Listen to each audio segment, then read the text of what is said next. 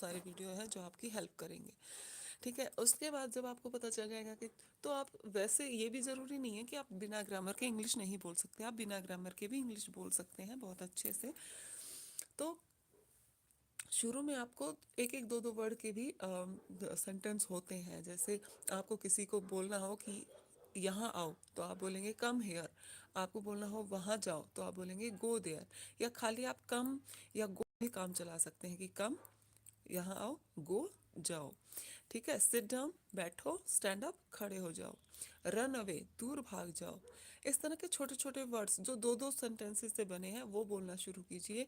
आप देखेंगे कि आपकी फ्लुएंसी बढ़ती जा रही है, आपके वर्ड्स अच्छे से आपके मुंह से निकलते जा रहे हैं, आपको याद नहीं करने पड़ रहे हैं, आपकी हैबिट हो जाती है। फिर उसके बाद कि आप ना कुछ भी बोलेंगे तो ऑटोमेटिकली आपके मुंह से इंग्लिश वर्ड ही निकलेगा। उसके बाद वर्ड आ गए हैं, वर्ड मीनिंग याद कर लिया आपने, सेंटेंसेस याद कर लिए हैं। हेजिटेशन से बिल्कुल ना डरें, हेजिटेशन करेंगे तो कभी नहीं बोल पाएंगे। अगर आपके पास कोई ऐसा बंदा है, आपका कोई दोस्त जो आपके साथ स्पीकिंग की प्रैक्टिस करने के लायक है, आपको लगता है कि ये मेरे साथ कर पाएगा या इसे भी सीखनी है और मुझे भी सीखनी है, तो आप दोनों मिलकर कर सकते हैं। ठीक है, हंसने की वाली बात नहीं, आप दोनों का भला हो जाएगा।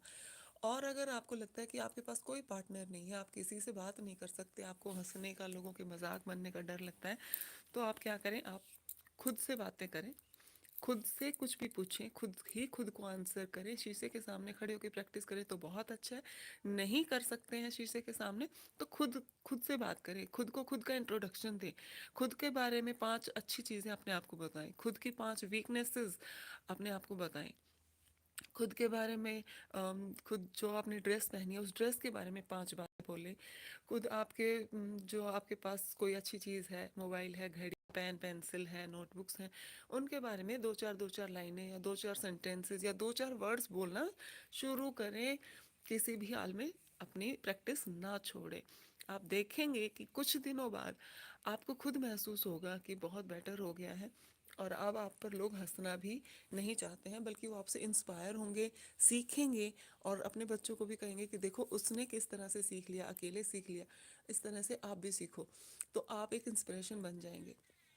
कभी नहीं डरना है। जो भी बुक, नोटबुक इंग्लिश में लिखी हो, मैगजीन हो, पेपर हो, न्यूज़पेपर हो, जिस पर कोई भी इंग्लिश वर्ड्स लिखा है, आप पढ़िए उसको, चाहे आप गलत प्रोनाउंस करें, चाहे आप सही प्रोनाउंस करें, आपको देखना है उसको कि क्या है ये, कैसे बोला जा रहा है, उसको सर्च करना है, उसको ढूंढना है, उसका मीनिंग पता करना है, और उसको डेली लाइफ में यूज़ करना है। सबसे इजी वे यही है कि आपको नहीं आता है उसी की बार बार प्रैक्टिस करो, उसी को बार बार ढूंढो, तो आप बहुत सारे वर्ड्स याद कर पाओगे।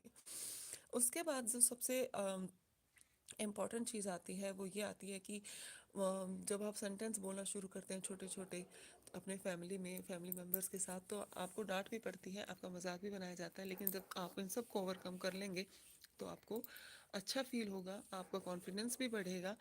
और सबसे बड़ी बात यह है कि इन लोगों को इग्नोर कर दीजिए, इन लोगों को बिल्कुल इग्नोर कीजिए। जो आप पर आज हंस रहे हैं वो कल आपका एग्जाम्पल देंगे, इस बात को याद रखिएगा।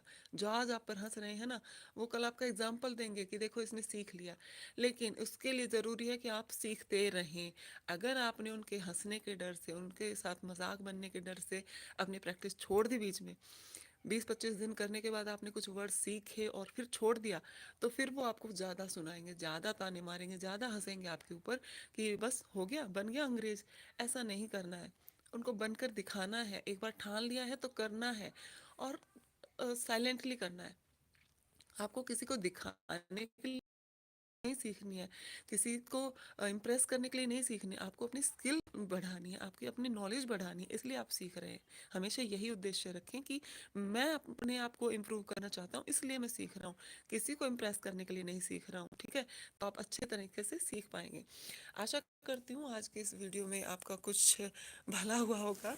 अगर ऐसा है तो आप मुझे कमेंट करके बताएं, और अगला टॉपिक आप किस चीज़ पर चाहते हैं मुझे प्लीज़ कमेंट करके ज़रूर बताइएगा। Thank you so much and thank you very much.